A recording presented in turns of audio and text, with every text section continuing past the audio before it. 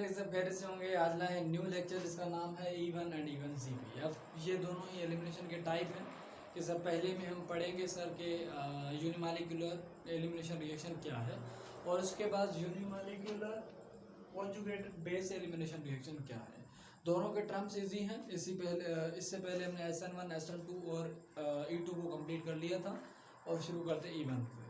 अब देखो E1 और S1 जो है दोनों ही रिलेटेड हैं। मतलब दोनों की प्रॉपर्टीज कुछ कुछ मिलती हैं, बस थोड़ी से चेंजेस की वजह से SN1 से E1 में रिएक्शन कन्वर्ट हो जाता है। अब कैसे होता है इस चीज़ को अगर देखें, देखो अगर हमारे पास जनरली बात किया जाए तो मान लो हम जनरली जो हमारे पास SN1 था वहाँ पे हम इथेनॉल ले सकते थे, मिथेनॉल ले सकते थे, ये सारे हम न्यूक्लियोफाइल ले सकते थे कि जो न्यूक्लियोफाइल आता था। मगर यहाँ पर डिफरेंट चीज़ है कि मान लो आपने ETOH ले लिया, जनरली मैं बता रहा हूँ कि क्या होता है। अब यहाँ से निकलता है OH माइनस, जो OH माइनस आता था इस कार्बन पर अटैक करने की कोशिश करता था, मगर स्टेरिक हिंड्रेंस ज़्यादा होने की वजह से वो अटैक कर नहीं पाता था, तो पहले ब्रोमीन को निकलना पड़ता था यहाँ से, देन OH अटैक करता था, तो आपके पास कंपाउंड इस टाइप सा हो जाता था। ठीक है, ये तीनों सेम है। तो इस चीज़ को कहा जाता है सब्स्टिट्यूशन रिएक्शन। कोई न्यूक्लियोफाइल आया जिसमें नेगेटिव चार्ज था, क्या था, नेगेटिव चार्ज था, और आया और किसी चीज़ को सब्स्टिट्यूट किया, तो उसको कहा जाता है सब्स्टिट्यूशन रिएक्शन। ऐसा भी कहा जा सकता है कि कोई लोन पेयर वाला कंपाउंड आए और कार्बन को लोन पेयर डोनेट करे, तो उसको ही कहा जाता है न्यूक्लियोफिलिक सब्स्टिट्यूशन रिएक्शन। अगर कोई न्यूक्लियोफाइल आए और कार्बन के बजाय किसी और को डोनेट कर देता है, तो उसको कहा जाता है बेस। मतलब आप जब न्यूक्लियोफिलिक सब्स्टिट्यूशन की रिएक्शन करवाते हैं तो आपके पास आता है न्यूक्लियोफाइल की, जो न्यूक्लियोफाइल डोनेट करता है कार्बन को इलेक्ट्रॉन। और जब E1 की बात की जाए, E2 की बात की जाए, E1 CP की बात की जाए, तो वहाँ पे ऐसा होता है सर OH माइनस आता है, नेगेटिव चार्ज वाला कंपाउंड आता है, मगर वो जो लोन पेयर डोनेट करता है वो किसी हाइड्रोजन को डोनेट करता है। और जब कोई हाइड्रोजन को लोन पेयर डोनेट करे ना, उसको बेस कहा जाता है। समझे भैया? तो मतलब आपका एलिमिनेशन रिएक्शन में सेम ही कंपाउंड बेस कहलाता है, और सब्स्टिट्यूशन रिएक्शन में वो आपको एज ए न्यूक्लियोफाइल इंक्लूड हो जाता है। सो आते हैं इसी रिएक्शन पे। देखो अब जनरली ये चीज़ हो गई, अगर सेम ही कंपाउंड होता, अगर सेम ही मान लो ये कंपाउंड होता, मान लो आपने इथेनॉल ले लिया, ETOH ले लिया, और ETOH के साथ साथ अगर आप हीट ले रहे हैं, तो जो कंपाउंड जो आपका पहले बनता था क्या, मान लो OH जब जुड़ा उसके साथ तो अल्काइल हैलाइड से वो अल्कोहल बन गया। ठीक है, अब जब हीट ले रहे हैं सेम ही लोन पेयर देने वाले कंपाउंड के साथ, तो फिर वहाँ आपके पास बन जाता है अल्कीन के कंपाउंड, अनसेचुरेटेड कंपाउंड। मतलब आपका जो रिएक्शन है वो कंपाउंड वो कंप्लीट हो जाता है कहाँ पे sir, as alkene unsaturated compound पर। कैसे? देखो जब ETOH के साथ लेते हैं तो भैया ये OH माइनस रहता है, मतलब लोन पेयर नेगेटिव चार्ज आ गया। अब ये आएगा भैया, अब इस कार्बन को देने के बजाय वो क्या करेगा कि सर किसी ना किसी अल्फा हाइड्रोजन के पास दे देगा। अब ये तीन हाइड्रोजन है, तो यहाँ से एक H प्लस निकलेगा जो इसके साथ जुड़ेगा, तो बन जाएगा भैया H2O बन गया। जिस भी कार्बन से प्रोटॉन निकला था, H प्लस निकला था, वहाँ पे तो भैया नेगेटिव चार्ज आया था, कि जो प्लस निकला नेगेटिव चार्ज तो रह गया ना भैया। तो नेगेटिव चार्ज जब कंपाउंड पे आ गया तो कंपाउंड चाहता है स्टेबिलिटी, तो स्टेबिलिटी के लिए वो किसी ना किसी और कंपाउंड का सेक्रिफिकेशन करेगा और देन खुद स्टेबल होने की कोशिश करेगा। तो कुछ ऐसा होगा कि सर मान लो जी जो नेगेटिव चार्ज था, अब नेगेटिव चार्ज को स्टेबल करने के लिए ये पाई बॉन्ड यहाँ बना सकता है, मगर बना तब सकता है पाई बॉन्ड जब कार्बन की वैलेंसी कंप्लीट ना हो। अब यहाँ वैलेंसी अगर ब्रोमीन और कार्बन की देखी जाए तो जो वैलेंसी है वो तो कंप्लीट नहीं है। अब स्टेबल करने के लिए या तो दूसरा हाइड्रोजन निकाल दे नेगेटिव चार्ज के साइन में, या वहाँ से ब्रोमीन निकाल दे। अब देखता है पोलरिटी ब्रोमीन की और कार्बन की ज़्यादा है, कि जो ब्रोमीन हेलोजन में इंक्लूड होता है भैया, और जिनकी इलेक्ट्रोनेगेटिविटी ज़्यादा हो वो पहले निकलते हैं। अगर इनकी देखी जाए तो यहाँ पार्शियल नेगेटिव और पार्शियल पॉजिटिव पहले ही होता था, तो यहाँ से ब्रोमीन निकल जाता है और देन ये अल्कीन वाला कंपाउंड बन जाता है। अगर मैं जनरली लिख दूँ तो कहूँगा भैया कार्बन के बीच में डबल बॉन्ड बना और आपका CH3 और CH3 ये रह गया से, ठीक है भैया। तो आपके पास इस किस्म का कंपाउंड बन गया, नहीं अल्फा हाइड्रोजन नहीं होगा। तो जनरली मैं बताना ये चाहता कि सर इस तरह के आपके रिएक्शन हो जाते हैं। बस फ़र्क ये है कि अगर आप ETOH ले रहे हैं सिर्फ मतलब जनरली ले रहे हैं, वैसे ये वीक न्यूक्लियोफाइल होते हैं, वीक लोन पेयर देने वाले कंपाउंड होते हैं, नेगेटिव चार्ज वाले कंपाउंड होते हैं। मगर अगर हीट के साथ अगर ले रहे हैं तो वो SN1 के बजाय E1 दे देगा। यही कॉन्सेप्ट समझना लाजमी होता है। और सवाल ये है कि सर ऐसे कौन कौन से रिएजेंट हैं जो लोन पेयर देते हैं और वीक हैं। तो अगर देखा जाए तो कहेंगे सर भैया बहुत से हैं। अगर आप देखना चाहते हैं तो MeOH, मिथेनॉल, कामा आप सेम ही बता दें ETOH से कर सकते हैं, NH3 ले सकते हैं भैया, ROH ले सकते हैं, RCOOH ले सकते हैं। ये हमारे वीक न्यूक्लियोफाइल ऐसा कंक्लूड होते हैं। अगर दूसरा लेना चाहें तो H2 भी ले सकते हैं। इन सारों को PPS के नाम से भी जाना जाता है भैया, polar protic solvent. Polar protic solvent और पोलर प्रोटेक सॉल्वेंट क्या होते हैं? अगर ऑक्सीजन के साथ या क्या कह सकते हैं नाइट्रोजन के साथ या फ्लोरीन के साथ अगर हाइड्रोजन डायरेक्टली अटैच्ड है तो वो कंपाउंड आपके होते हैं भैया प्रोटेक सॉल्वेंट, वो आपके होते हैं प्रोटेक सॉल्वेंट। ओके, तो आप पोलर प्रोटेक सॉल्वेंट अगर ले रहे हैं और अगर हीट नहीं ले रहे तो SN1 रिएक्शन हो जाता है। मगर हमारा टॉपिक है यूनिमॉलिक्यूलर एलिमिनेशन रिएक्शन। तो अगर आप हीट ले रहे हैं तो वो एलिमिनेट कर देगा किसी ना किसी दूसरे भी अल्फा हाइड्रोजन को, प्रोटॉन को, और आपके पास कंपाउंड बना देगा कोई क्या भैया अल्कीन जैसा। तो हम यही समझते हैं कि भैया यूनिमॉलिक्यूलर एलिमिनेशन रिएक्शन में कुछ ऐसा होता है कि पहले कंपाउंड स्टेबल होने की कोशिश करता है, देन आपका पाई बॉन्ड बनता है, रिएक्शन खत्म हो जाता है। उसके बाद हमारे पास आता है E1CB मतलब unimolecular elimination conjugate base elimination reaction. Sorry नाम उल्टा बोल गया, यूनिमॉलिक्यूलर कॉन्जुगेट बेस एलिमिनेशन मतलब ऐसा टाइप एलिमिनेशन का जहाँ पे कॉन्जुगेट बेस बने और उस कॉन्जुगेट बेस के बुनियाद पे ही रिएक्शन आगे फर्दर चले, तो उसको ही कहा जाता है कॉन्जुगेट बेस एलिमिनेशन रिएक्शन। तो बताते हैं जनरली कैसे होता है। अगर आप अल्कोहल KOH के साथ अगर रिएक्शन कर रहे हैं तो वो रिएक्शन आपका E2 कर देगा, एक बाय मॉलिक्यूलर एलिमिनेशन रिएक्शन कर देगा। ऐसा होगा सर OH आएगा, माइनस आएगा OH का, और जैसे जैसे OH माइनस यहाँ अटैक करने की कोशिश करेगा पीछे से, यहाँ ब्रोमीन का निकलना उसी टाइम पॉसिबल हो जाएगा। क्या मान लो OH माइनस आ रहा है और यहाँ पे अल्फा हाइड्रोजन होगा, निकलेगा तो बाय बॉन्ड बन जाएगा ना। क्या होगा, यहाँ हो गए 2 हाइड्रोजन, यहाँ 2 हाइड्रोजन है, ठीक है भैया, एक हाइड्रोजन पॉजिटिव की शक्ल में निकल गया तो H+ बना। अब OH माइनस जो यहाँ से आएगा वो इस पर अटैक करेगा तो बना देगा H2O, मगर उसके अलावा आपका जब यहाँ नेगेटिव चार्ज क्रिएट हुआ तो ब्रोमीन को यहाँ से निकलना पड़ता है, तो आपके पास कुछ इस तरह का कंपाउंड बनता है जिसको हम कहते हैं भैया ब्यूटीन।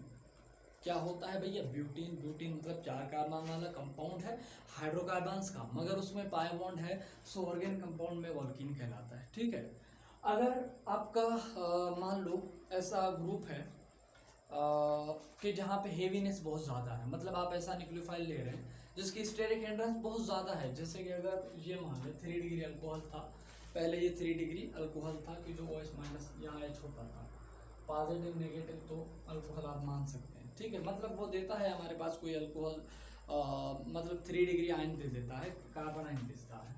अगर सेम ही कंपाउंड के साथ आप रिएक्शन कर रहे हैं, सॉरी मैं बताना भूल गया कि भाई ये 2 प्रोडक्ट बनते हैं।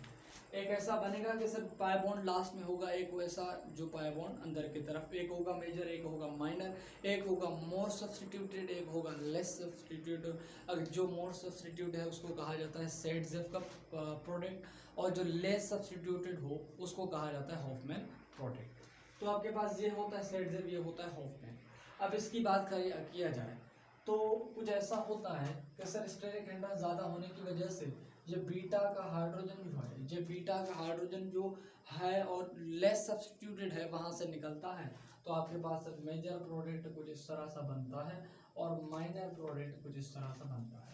अब अब सवाल ये है कि मेजर वो क्यों बना, माइनर वो क्यों बना, तो उसका रीज़न ये है कि भैया जहाँ से H निकलेगा लाजमी बात है वहाँ स्टेरिक हिंड्रेंस फील होगी, और जहाँ पे जितनी स्टेरिक हिंड्रेंस होगी वहाँ पे रिएक्शन होना थोड़ा मुश्किल होता है। तो इसीलिए कहा जाता है कि जो आपका अल्कीन का प्रोडक्ट बनता है वो जो हॉफमैन है वो मेजर कहलाता है, और जो सेल्सडेफ है वो माइनर कहलाता है। कहाँ, अगर आपका बल्कि आपका हो क्या भैया बेस हो, बल्कि बेस होगा तो आपका उल्टा हो जाएगा, जैसे E1 और SN1 में होता था। अगर इसके और एग्जांपल देखे जाएं, बट ये E1 CB के नहीं थे, E1 CB के ये नहीं थे, बट मैं E2 और आपको उसके रिलेटेड बता रहा था कॉन्सेप्ट। मगर E1 CB में कुछ डिफरेंट सी चीज़ें होती हैं। मैं ये बताना चाहता था कि भैया बनता तो वहाँ पे भी मेजर प्रोडक्ट लेस सब्सटीट्यूट ही है, और E1 CB में भी जो लेस सब्सटीट्यूटेड प्रोडक्ट है वही मेजर होता है, मगर कंडीशन डिफरेंट है। यहाँ तब होता है जब H+ निकले, वहाँ H+ के निकलने से पहले ही हो जाता है। E2 में तो ऐसा होता है ना कि सर जैसे जैसे एक चीज़ आएगी दूसरा चीज़ निकलने की कोशिश करेगा, ऐसा ही है। मगर यहाँ ऐसा थोड़ी है, E1 CB में ऐसा नहीं होता। E1 CB में आपका पहले प्लस निकलता है, कॉन्जुगेट बेस बनता है, और जब तक कॉन्जुगेट बेस स्टेबल नहीं होता रिएक्शन फर्दर आगे मूव ही नहीं करता भैया। अगर रिएक्शन मूव नहीं करता, कैसे नहीं करता देख लो। अगर मान लो मेरे पास कंपाउंड है जैसे कि कुछ इस तरह से, यहाँ पे लगा है फ्लोरीन का ग्रुप, अगर मैं रिएक्शन करवा रहा हूँ, अगर इसका देखा जाए बेस देखा जाए, अगर अच्छा बेस होगा तो रिएक्शन हो जाएगा। तो इसको आप थोड़ा सा देख लें।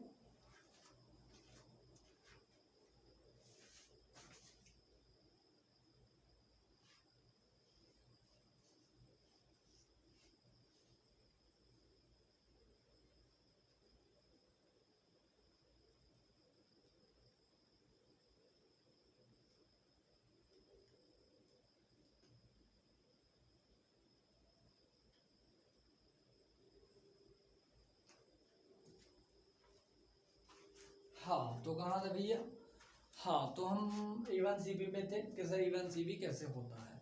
तो E1 CB में जो रिएजेंट लिए जाते हैं वो वीक लिए जाते हैं, जैसे आपके पोलर प्रोटेक्ट सॉल्वेंट है भैया, यही आप ले सकते हैं सारे के सारे यहाँ पर। अब जब आप वीक लेते हैं क्या भैया, रिएजेंट अटैकिंग एजेंट, जैसे कि आपने NaOH नहीं ले सकते, आप ROH ले सकते हैं, ROH ले सकते हैं भैया। आप पोलर प्रोटेक्ट सॉल्वेंट में जैसे कि यहाँ दूसरे भी होंगे भैया, NH2 NH3 ले सकते हैं। उसके अलावा जो आपकी मर्जी हो, ये देता है NH2- और ये देता है भैया RO-। ठीक है, तो कुछ ऐसा होता है कि सर रिएक्शन के दौरान जो आपके यहाँ हाइड्रोजन है और यहाँ हाइड्रोजन है, इनमें से पहला एक हाइड्रोजन निकलता है पॉजिटिव की सूरत में और आता है, इसके साथ जुड़ता है, तो आपके पास बन जाता है ROH। ठीक है, मगर जैसे ही H+ यहाँ से निकल गया तो यहाँ पे आ जाता है positive charge, partial negative charge create हो जाता है। और जब पार्शियल नेगेटिव चार्ज क्रिएट हो जाए तो वहाँ पे ऐसा देखा जाता है कि सर कार्बोनाइन स्टेबल कहाँ है, क्योंकि भैया जब प्लस वाला H+ निकला, ये क्या था भैया, H+ था, प्रोटॉन था, जब प्रोटॉन निकल गया तो वहाँ पे जो चीज़ रही वो थी कार्बोनाइन। और सर कार्बोनाइन जब तक स्टेबल नहीं होता तब तक फ्लोरीन नहीं निकलता। तो ऐसा होता है कि सर जहाँ पे कार्बोनाइन स्टेबल होगा वही मेजर प्रोडक्ट होगा। सर अगर देखा जाए ये तो 1 डिग्री है, यहाँ 2 डिग्री होगा, तो दो पॉसिबिलिटी हैं कि नेगेटिव चार्ज बनने के लिए या तो यहाँ बने या तो यहाँ। अब मेजर प्रोडक्ट देखा जाए तो हमारे पास मेजर प्रोडक्ट कुछ इस तरह सा हो जाता है, ये होता है हमारा मेजर, और ये जो दूसरा होगा ये होगा माइनर। ठीक है, और इसके अलावा हमारे पास दूसरे भी टर्म यूज होते हैं, जैसे कि अगर आपका कार्बोनाइल कंपाउंड होगा फ्लोरीन के साथ, क्या है भैया, क्या है, देखो यहाँ मान लो यहाँ पे ऑक्सीजन डबल बॉन्ड बना है, और यहाँ पे मान लो हमारे पास क्या है भैया, फ्लोरीन है। अगर आप ले रहे हैं सेम ही ऐसा करते हैं, H2O ही ले लेते हैं, पोलर प्रोटेक्ट सॉल्वेंट, जो देता क्या है भैया, OH- देता है। OH- देता है तो पहले हमारा आता है कहीं ना कहीं पर H+ निकलेगा, और जहाँ पे H+ निकलेगा कहीं पे H+ कहाँ से निकल सकता है सर, H+ अगर निकलना चाहेगा तो H+ एक तो यहाँ से निकल सकता है, ठीक है, H+ यहाँ से निकल सकता है, और दूसरी पॉसिबिलिटी ये है कि सर H+ यहाँ से। अब कॉन्जुगेट बेस का स्टेबल होना ही लाजमी होता है कि जो E1 CB में ऐसा होता है कि सर पहले आपका H+ निकलता है, और E1 में कुछ ऐसा होता है कि सर आपका पहले क्या निकलता है, H+ निकलता है, देन ब्रोमीन निकलता है, मतलब लीविंग ग्रुप बाद में निकलता है, और यहाँ पे भी लीविंग ग्रुप बाद में ही निकलता है। मगर सवाल ये है कि सर यहाँ कॉन्जुगेट बेस बनता है, पूरी कहानी कॉन्जुगेट बेस की बुनियाद पे चलेगी। यहाँ पे जो पूरी कहानी है वो कॉन्जुगेट बेस की बुनियाद पे नहीं चलती, क्योंकि जो यहाँ पे बन जाता है पार्शियल कार्बोकेटाइन, तो मतलब यहाँ से जैसे ही यहाँ पे नेगेटिव चार्ज बना तो अगले ही स्टेप में कार्बोकेटाइन लिविंग ग्रुप लीव निकल लेता है। मगर यहाँ पे लिविंग ग्रुप का लीव करना कुछ मुश्किल होता है, इसलिए कुछ ऐसा हो जाता है कि सर जैसे ही OH- आता है H+ को निकाले, H+ को निकाले, H+ को निकालेगा तो यहाँ पे नेगेटिव चार्ज आएगा, और नेगेटिव चार्ज जहाँ पे स्टेबल होगा वहीं पे मेजर प्रोडक्ट बनेगा, तो आपके पास प्रोडक्ट कुछ इस तरह सा बन जाता है। वैसे तो आपके पास ये नहीं बनता था, वैसे तो आपके पास नहीं बनता था कि जो यहाँ पे मेजर हो जाता था जहाँ लेस सब्स्टिट्यूट हो, मगर यहाँ कार्बोनाइल कंपाउंड है जो इलेक्ट्रॉन विड्रॉ कर रहा है, तो इसलिए कह सकते हैं कि सर यहाँ पे प्रोडक्ट मेजर बनेगा। अगर और कोई ले लेते हैं, मान लो को हमारे पास यहाँ फ्लोरीन ग्रुप है, यहाँ पे NO2 ग्रुप है, तो अगर आप जब नॉर्मल ले रहे हैं जैसे कि H2 आपने ले लिया नॉर्मल, अब ये देगा OH-, जैसे OH- देगा तो यहाँ से हाइड्रोजन होगा उड़ जाएगा H+ की सूरत में, तो यहाँ पे नेगेटिव चार्ज क्रिएट होगा। अब नेगेटिव चार्ज को स्टेबल करने के लिए यहाँ NO2 है, और यहाँ से भी H+ निकल सकता था, मतलब दो चांसेस हैं कि दोनों पोजीशन से H+ निकलेगा। अब सवाल यह है कहाँ से निकले, यहाँ से का निकल रहा है, तो यहाँ पे स्टेबिलिटी देने के लिए NO2 है जो इलेक्ट्रॉन विड्रॉ करेगा, तो आपके पास प्रोडक्ट कुछ इस तरह सा होगा। तो हम लिख लेते हैं भैया, ऐसा करते हैं, प्रोडक्ट लिख लेते हैं। तो जहाँ पे NO2 लगा था वहीं पे ही जो H+ यहाँ से निकला, फ्लोरीन यहाँ से निकलेगा, तो प्रोडक्ट कुछ इस तरह से बनेगा, ठीक है। तो इस पूरे प्रोसेस को कहा जाता है E1 CB। E1 CB में पहले स्टेप में आपका H+ निकलता है, और दूसरे स्टेप में आपका लिविंग ग्रुप लीव करता है। तो फर्स्ट स्टेप जो है वो होता है स्लो, सेकेंड स्टेप होता है फास्ट, ठीक है, कि जो फर्स्ट स्टेप में कार्बोनाइन बनता है और कार्बोनाइन की स्टेबिलिटी देखी जाती है रिएक्शन के पूरे वे में। तो कुछ पॉइंट्स हैं जो हम कंप्लीट कर लेते हैं भैया। ये जो पूरा रिएक्शन है, कुछ यहाँ लिख लेते हैं, कुछ यहाँ लिख लेते हैं भैया पॉइंट्स। अब इस पूरे रिएक्शन के दौरान कहीं पे रीअरेंजमेंट हो सकता है, रीअरेंजमेंट हो सकता है भैया, कि जो इंटरमीडिएट में कार्बोकेटाइन बनता है, जहाँ पे जितना स्टेबल होगा वहीं पे रिएक्शन हो जाएगा, और रिएक्शन उतना ही फास्ट होगा जहाँ पे जितना कार्बोनाइन मतलब लिविंग ग्रुप अच्छा लीव करेगा वहीं पे रिएक्शन फास्ट हो जाएगी। और दूसरी कि सर ये टू स्टेप रिएक्शन है, इसमें दो स्टेप होते हैं भैया। और उसके अलावा ये है कि सर इसका जो रेट बताता है, मतलब रेट जो डिपेंड करता है वो पूरा RX पे डिपेंड करता है कि सर जितना RX का तादाद बढ़ेगा उतना ही रिएक्शन फास्ट होगा, क्योंकि जो पूरी रिएक्शन का जो दारोमदार है वो हैलाइड का निकलना ही रखता है। जितना जल्दी ये हैलाइड निकलेगा वही रिएक्शन उतना ही फास्ट होगा। और iodine, bromine, then chlorine, last में फ्लोरीन आपके अच्छे लिविंग ग्रुप होते हैं। तो यही कॉन्सेप्ट था। उसके अलावा भी कुछ पॉइंट्स हैं इसके कि सर ये रिएक्शन तब होता है जब आपका